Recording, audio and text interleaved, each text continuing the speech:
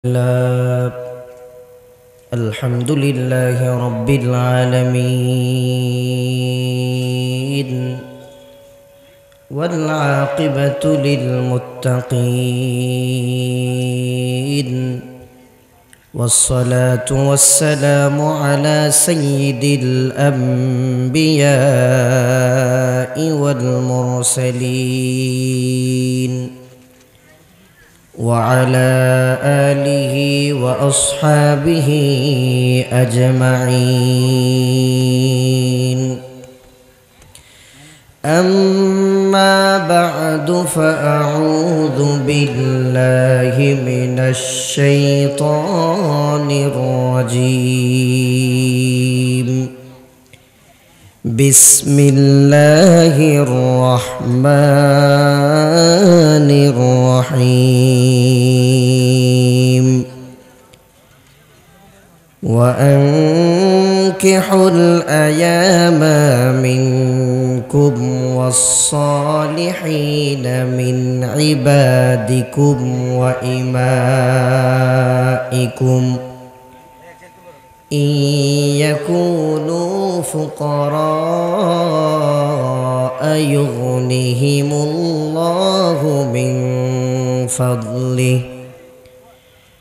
وقال تعالى في شان حبيبه إن الله وملائكته يصلون على النبي يا أيها الذين آمنوا صلوا عليه وسلموا تسليما. اللهم صل على محمد وعلى آل محمد كما صليت على إبراهيم وعلى آل إبراهيم إنك حميد مجيد. اللهم بارك على محمد وعلى آل محمد كما باركت على إبراهيم وعلى آل إبراهيم إنك حميد مجيد. আলহামদুলিল্লাহ, ঐতিহ্যবাহী চট্টগ্রাম জেলার সাতকানিয়া উপজেলা দক্ষিণ রূপকানিয়া ডিফেন্ডার্স অফ বাংলাদেশের উদ্যোগে আয়োজিত আজকের এই পবিত্র সিরাতুন নবী সাল্লাল্লাহু আলাইহি ওয়াসাল্লাম মাহফিলের সম্মানিত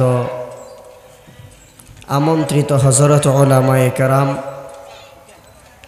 মঞ্চে উপস্থিত সম্মানিত অতিথিবৃন্দ, সামনে উপবিষ্ট দিনদার ইমানদার ইসলাম প্রিয় মুসলমান ভাই এবং বন্ধুগণ, মাইকের আওয়াজ যতটুকু যাচ্ছে অত্র এলাকায় ছড়িয়ে ছিটিয়ে থাকা সম্মানিতা মা ও বোনেরা, আল্লাহ সুবহানাহু ওয়া তাআলার দরবারে শুকরিয়া আদায় করছি যে মহান রব আমাদেরকে আজকের এই মাহফিলে উপস্থিত হওয়ার তৌফিক দান করেছেন। সেজন্য সবাই শুকরিয়া আদায় করে পড়ছি আলহামদুলিল্লাহ। দরুদ এবং সালাম পেশ করছি রাহমাতুল্লিল আলামিন সৈয়দুল মুরসালিন খাতামুন নবিয়্যিন মুহাম্মদুর রাসূলুল্লাহ সাল্লাল্লাহু আলাইহি ওয়াসাল্লামের উপর, যার মাধ্যমে আল্লাহ সুবহানাহু ওয়া তাআলা দ্বীন ইসলামের সমস্ত বিধিবিধানগুলো আমাদেরকে শিক্ষা দান করেছেন। সম্মানিত উপস্থিতি, সময় কম, আমাকে একটি বিষয় দেওয়া হয়েছে। বিষয়টা হচ্ছে ইসলামী শরীয়তের মধ্যে বিবাহের বিধান এবং বর্তমানে বিয়ের নাম দিয়ে, মেহেদি অনুষ্ঠানের নাম দিয়ে যে শরিয়া বিরোধী কার্যকলাপ করা হয় তার কুফল বর্ণনা। আমরা আমাদের আলোচনাকে দুইটা পয়েন্টে ভাগ করব। প্রথম নাম্বার হলো ইসলামে বিয়ের বিধান। বিয়েকে আরবিতে নিকাহ বলা হয়। নিকাহ শব্দটি এসেছে আল্লাহ সুবহানাহু ওয়া তাআলা কোরআন শরীফেও ব্যবহার করেছেন, রাসূলুল্লাহ সাল্লাল্লাহু আলাইহি ওয়াসাল্লাম হাদিসের মধ্যেও ব্যবহার করেছেন। এই নিকাহ শব্দটি হচ্ছে বাবে দরাবা থেকে। নিকাহ শব্দের অর্থ হলো আল আকদু, চুক্তিবদ্ধ হওয়া, অথবা আদম্মু, মিলানো। অর্থাৎ একজন ছেলে এবং একজন মেয়ে দুইজনকে একই মেরুতে নিয়ে আসা, দুইজনকে একই চুক্তিতে আবদ্ধ করা, দুইজনকে শরিয়ার বিধিবিধান অনুযায়ী মিলিয়ে দেওয়াকেই ইসলামের মধ্যে বিয়ে বলা হয়। পরিভাষায় কিতাবের মধ্যে এসেছে আন নিকাহু হুয়া আকদুত তাজওয়ীজ লিমিলকিল মিতআহ। ইমাম আবু হানিফা রাহিমাহুল্লাহ ওনার মাসআলা হলো, কোরআন হাকিমের মধ্যে আল্লাহ তাআলা বলেছেন সুর যখন চুরি করে কোরআন শরীফের বিধান হলো তাকে হাত কেটে দেওয়া। আল্লাহ রাব্বুল আলামিন বলেছেন আস-সারিকু ওয়াস-সারিকাতু ফাকতাউ আইদিয়াহুমা। চুরিকারী পুরুষ এবং চুরিকারিনী মহিলা, এদের শাস্তি হলো তারা চুরি করার কারণে অপরাধী সাব্যস্ত হলে তাদেরকে হাত কেটে দেওয়া হবে। কয় টাকা বা কতটুকু সম্পদ চুরি করলে হাত কাটা হবে এ ব্যাপারে উলামায়ে কেরামদের মধ্যে মতবিরোধ রয়েছে। তার মধ্যে আমাদের মাযহাবের ইমাম, হানাফি মাযহাবের ইমাম আবু হানিফা রাহিমাহুল্লাহ বলেছেন কেউ যদি সর্বনিম্ন 10 দিরহাম চুরি করে তাহলে তাকে হাত কাটতে হবে। এই হাত এটা একটা শরীরের অঙ্গ, পা শরীরের অঙ্গ, মাথা শরীরের অঙ্গ। একজন মানুষ পুরুষ যখন মোহরানা আদায়ের মাধ্যমে, চুক্তিবদ্ধ হওয়ার মাধ্যমে আরেকজন স্ত্রীর সাথে মিলিত হয়, ফতোয়ার কিতাবের মধ্যে লেখা হয়েছে এই যে মোহরানাটা দিয়ে ওই নারীর শরীরের অংশ ভোগ করার অধিকার লাভ করলো এই ছেলেটা, সেটাকেই বিয়ে বলা হয়। অর্থাৎ সহজ ভাষায় যদি আমরা বলি তাহলে একজন পুরুষ একজন মহিলার শারীরিক যা কিছু আছে তার সমস্ত শরীরের উপর অধিকার ভোগ করার যেই চুক্তি তাকেই বিয়ে বলা হয়। এজন্য ইসলামী শরিয়া বিয়ের মাধ্যমে স্বামী আর স্ত্রী, পুরুষ আর নারী মিলিত হলে এটাকে সওয়াবের কাতারে নিয়ে গিয়েছে। বিয়ের পরে স্বামী আর স্ত্রী মিলিত হলে সওয়াব হয়, নেকি হয়, বৈধ সন্তান জন্ম হয়। আর এই নিকাহ ব্যতীত, আকদ ব্যতীত যদি কোনো পুরুষ অথবা নারী তারা মিলিত হয় তখন এটা জেনাহের পর্যায়ে চলে যায়, এবং সেই মিলনের মাধ্যমে যদি কোনো সন্তান গর্ভের মধ্যে চলে আসে সেটা অবৈধ এবং জারজ সন্তান হয়। এটার জন্য ইসলামী শরীয়তে আল্লাহ তাআলা শাস্তির বিধানও রেখেছেন। এজন্য বিয়ে বলা হয় মোহরানা আদায়ের মাধ্যমে একজন স্বামী আরেকজন স্ত্রীর ভরণ পোষণের দায়িত্ব, তার শরীরের চাহিদা মেটানোর দায়িত্ব যখন গ্রহণ করা হয় তাকেই বিয়ে বলা হয়। আর এই বিয়েটা ইসলামের মধ্যে এত গুরুত্বপূর্ণ, আল্লাহ সুবহানাহু ওয়া তাআলা এই পৃথিবীতে যত নবী রাসূল প্রেরণ করেছেন প্রত্যেক নবী রাসূলের সুন্নতের মধ্যে, শরীয়তের মধ্যে আল্লাহ তাআলা বিয়েটাকে আবশ্যক করে দিয়েছেন। সুবহানাল্লাহ, এটা এত মর্যাদাবান। পৃথিবীতে সর্বপ্রথম বিয়ে হয়েছে জান্নাতের মধ্যে, পৃথিবীর কোনো মসজিদের মধ্যে বিয়ে হয় নাই। আল্লাহ সুবহানাহু ওয়া তাআলা কোরআনে হাকিমের মধ্যে আমাদেরকে জানিয়ে দিয়েছেন, নবী মুহাম্মদের উম্মতের জন্য নয় শুধু বিয়েটা, আমি আল্লাহ এর আগে যত উম্মত যত নবী এই পৃথিবীতে এসেছে সকলকেই বিয়ের জন্য আমি আল্লাহ তাআলা নির্দেশ দিয়েছি। এবং নবী রাসূলদেরকে আমি আল্লাহ তাআলা বিয়ে করানোর পরে তাদের পরিবারের মধ্যে সেই স্ত্রীদের মাধ্যমে আমি আল্লাহ সন্তানও দান করেছি। আল্লাহ রাব্বুল আলামিন কোরআন হাকিমের মধ্যে বলছেন, ওয়ালাকাদ আরসালনা রুসুলাম মিন ক্বাবলিকা ওয়াজআলনা লাহুম আজওয়াজান ওয়া যুররিয়া। আল্লাহ তাআলা বলেন, নবী আমি আল্লাহ সুবহানাহু ওয়া তাআলা আপনার আগে অসংখ্য নবী রাসূল এই দুনিয়ার জমিনে প্রেরণ করেছি।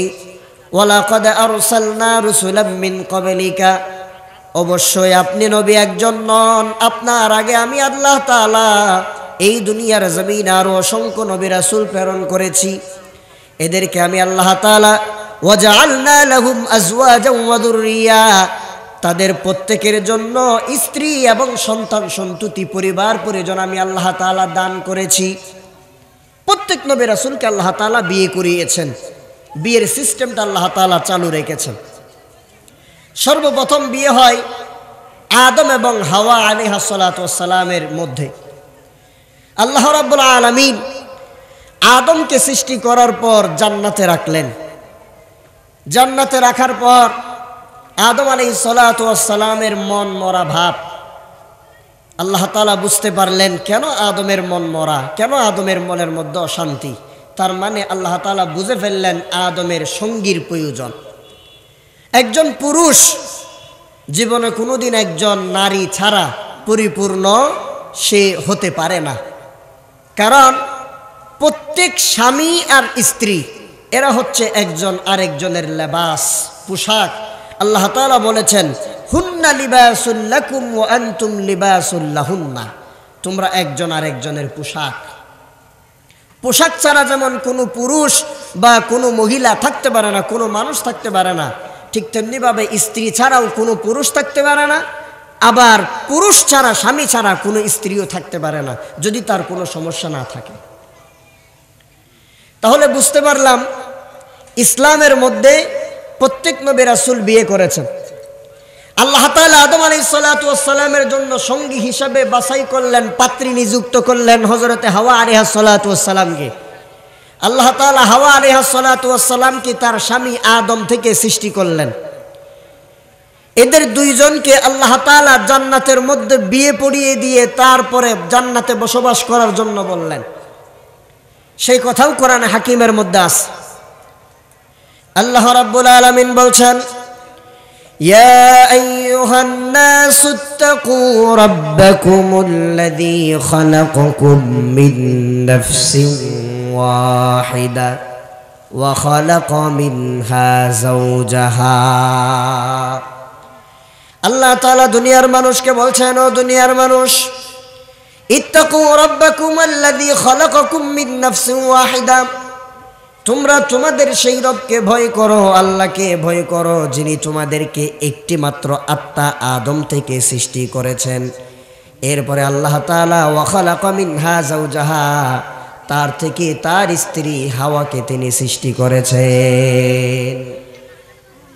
আদম এবং হাওয়া এরা দুইজন স্বামী স্ত্রী।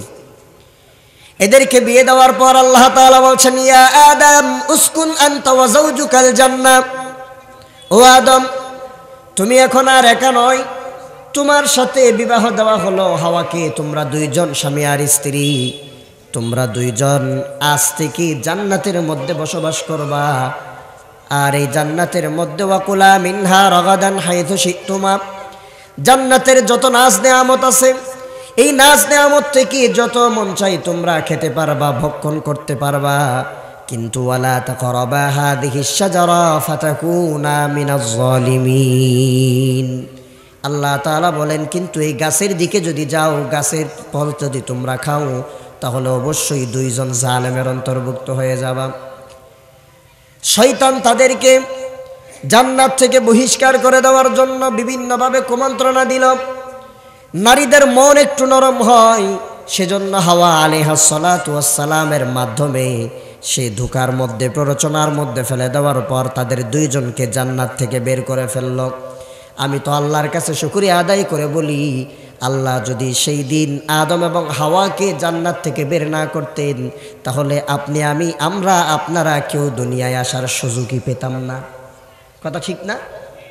যদি আদম এবং হাওয়া জান্নাত থেকে বহিষ্কার না হয়ে আল্লাহ যদি তাদেরকে বের করে দুনিয়াতে না পাঠাতেন, তাহলে এই দুনিয়ায় আমরা, আপনারা কেউ আর আসতে পারতাম না। আল্লাহ রাব্বুল আলামিন বলেন, জান্নাতের মধ্যে তো এইরকম কাজ হয় না, সেজন্য আমি আল্লাহ তাআলা ওয়াবাসসা মিনহুমা রিজালান কাসীরান ওয়া নিসা, এদের দুইজনকে আমি আল্লাহ জান্নাত থেকে বের করে দিলাম শয়তান সহ। সবাই দুনিয়ার জমিনে চলে আসলো। দুনিয়ার জমিনে চলে আসার পর স্বামী আর স্ত্রী আদম এবং হাওয়া অনেকটা দিন কান্নাকাটি করলো। কান্নাকাটি করার পর আল্লাহ তাআলা তাদের দোয়া কবুল করে নিলেন, তাদেরকে ক্ষমা করে দিলেন। দোয়া কবুল করার পর আল্লাহ রব্বুল আলামিন বলেন, তারা দুইজন স্বামী স্ত্রী বৈধভাবে মিলন করলো, মিলিত হলো। আমি আল্লাহ তাআলা ওই মিলিত হওয়ার মাধ্যমে ওয়াবাসসা মিনহুমা রিজালান কাসীরান ওয়া নিসা, আদম এবং হাওয়া উভয়ের মাধ্যমে দুনিয়ায় অসংখ্য নারী আর পুরুষ ছড়িয়ে দিয়েছি। তাহলে প্রথম পাত্র পাত্রী ছিলেন আদম এবং হাওয়া। এদের বিয়ে হয়েছে জান্নাতের মধ্যে, এদের বসবাস হয়েছে জান্নাতের মধ্যে। কিন্তু সেখান থেকে আল্লাহ তাআলা তাদের দুইজনকে পৃথিবীতে প্রেরণ করার মাধ্যমে বনি আদমের এই সৃষ্টির ব্যাপকতা আল্লাহ তাআলা পৃথিবীতে ছড়িয়ে দিয়েছেন। সম্মানিত প্রিয় মুসলমান বন্ধুগণ, এবার বনি আদম দুনিয়ার মধ্যে বৃদ্ধি পেতে লাগলো। আদম আলাইহিস সালাতু ওয়াস সালামকে আল্লাহ তাআলা প্রতি বছর দুইটা সন্তান দান করতেন, একটা সন্তান মহিলা আর একটা সন্তান পুরুষ। জোড়ায় জোড়ায় দুইটা সন্তান আল্লাহ তাআলা দান করতেন।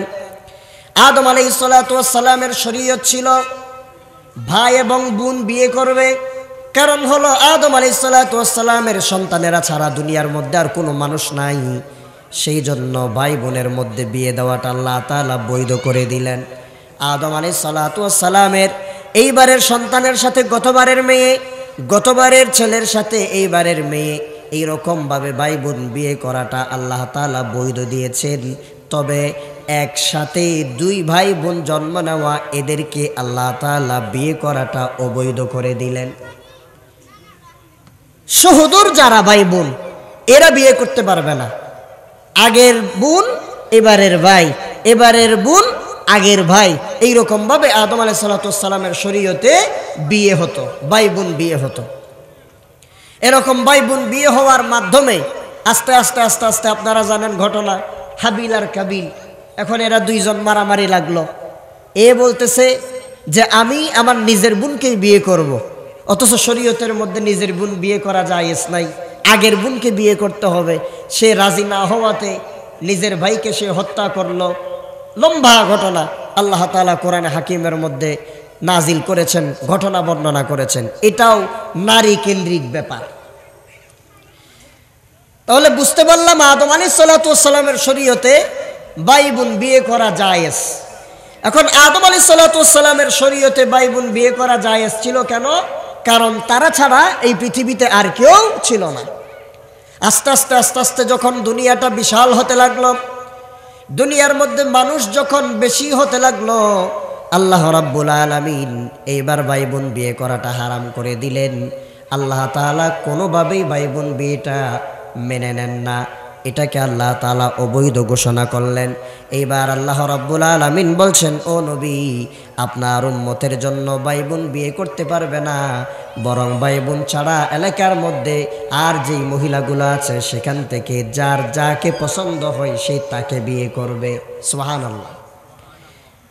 ভাই বোন বিয়ে করতে পারবে না, এলাকার মধ্যে খুঁজে খুঁজে তালাশ করে করে মেয়ে দেখে দেখে যার যাকে পছন্দ হয় সব দিক থেকে যখন অ্যাপ্রোপ্রিয়েট হবে, সব দিক থেকে যখন যথোপযুক্ত মনে হবে, তখন শরীয়তের ভিত্তিতে তাকে বিয়ের প্রস্তাব দেওয়ার মাধ্যমে তাকে বিয়ে করবে।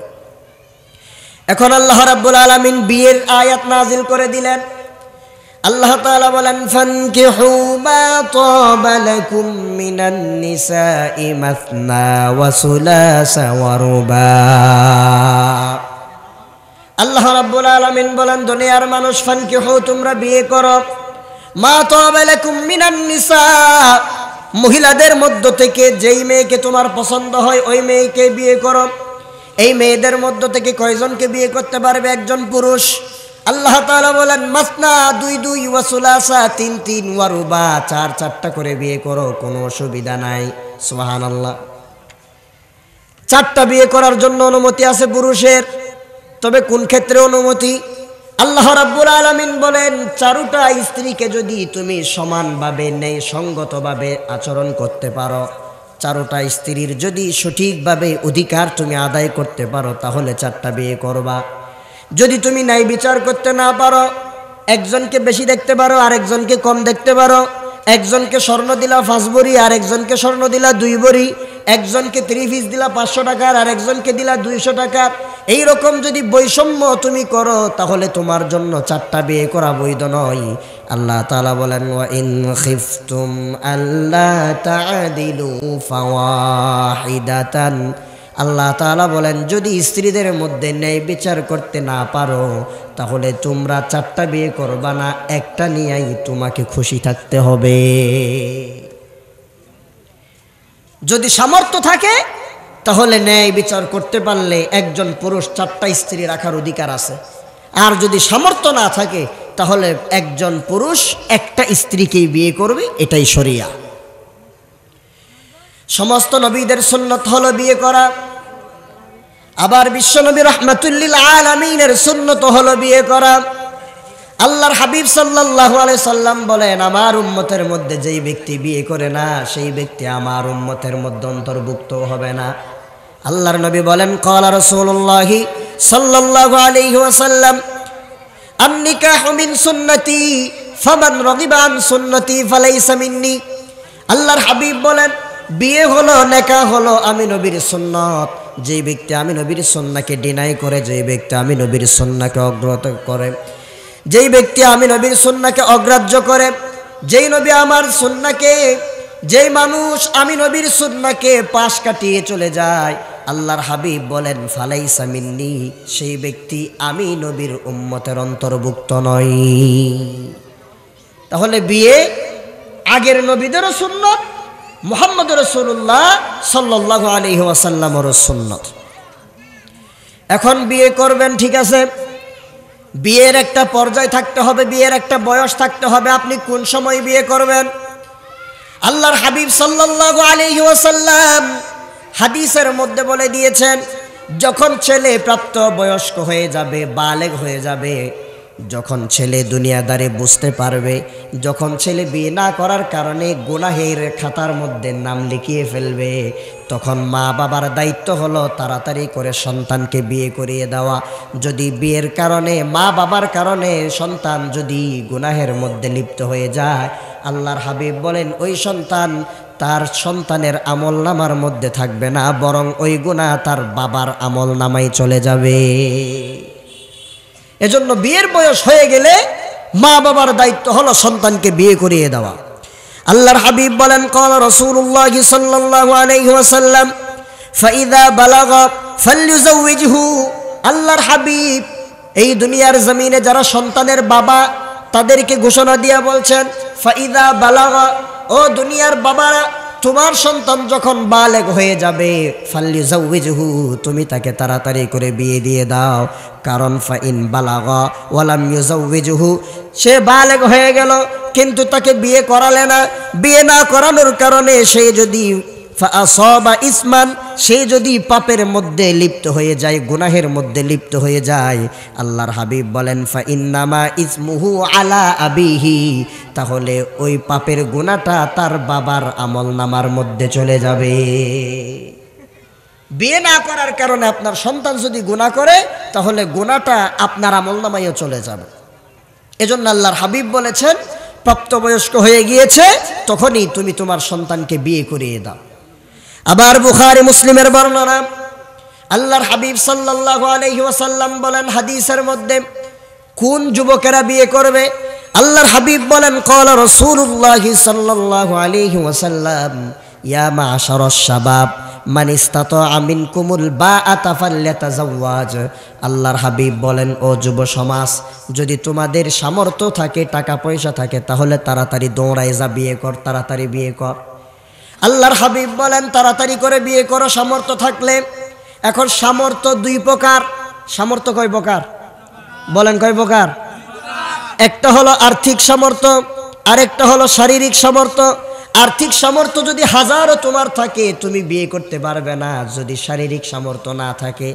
এই জন্য হাদিসের মধ্যে আছে, আল্লাহ রাব্বুল আলামিন আমাদের জন্য জানিয়ে দিয়েছেন, যদি কোনো পুরুষের শারীরিক অক্ষমতা থাকে, তাহলে ওই ব্যক্তির জন্য বিয়ে করাটা হারাম। শারীরিক সামর্থ্য যদি কারো না থাকে, তাহলে তার জন্য বিয়ে করাটা কি? হারাম। কেন হারাম? কারণ হলো, যদি একজন শারীরিকভাবে অক্ষম মানুষ একজন মহিলাকে বিয়ে করে গোপন রেখে, তথ্য গোপন রেখে যদি ওই মহিলাটাকে বিয়ে করা হয়, তাহলে ওই মহিলার উপর আপনি জুলুম করলেন, ওই মহিলার অধিকার আপনি হনন করলেন। কারণ একটা মহিলা নিজের সতী সাধ্যি, নিজের সতীত্বকে রক্ষা করে চলে একজন স্বামীর জন্য। আপনি তার স্বামী হয়ে তাকে সেইটা দিলেন না, তার অধিকার আপনি হনন করলেন, তার অধিকার থেকে আপনি তাকে বঞ্চিত করলেন, সেই জন্য আপনি গুনাহগার হয়ে যাবেন। এই জন্য আল্লাহর হাবিব বলেন, ইয়া মা'শারাশ শাবাব, হে যুব সমাজ, মান ইসতাতা'a মিনকুমুল বাআতা, যদি তোমার শক্তি এবং সামর্থ্য, শক্তি মানে হলো শারীরিক শক্তি, সামর্থ্য মানে হলো টাকা পয়সার সামর্থ্য, এই দুইটাই যদি তোমার থাকে, তাহলে তুমি তাড়াতাড়ি করে বিয়ে করো। কারণ হলো, বিয়ে করলে লাভ কি? আল্লাহর হাবিব বলেন, ফাইন্নাহু আগাদ্দু লিল বাসার ওয়া আহসানু লিল ফারজ। আল্লাহর হাবিব বলেন, যদি তুমি বিয়ে করে ফেলো, বিয়ে তোমার চোখকে নিচে নামিয়ে রাখবে, তোমার লজ্জাস্থানকে হেফাজত করবে। বিয়ে করলে দুই লাভ, নিজের চোখ হেফাজত হয়, লজ্জাস্থানের হেফাজত হয়। এজন্য বান্দা, আমার উম্মত, তাড়াতাড়ি করে বিয়ে কর।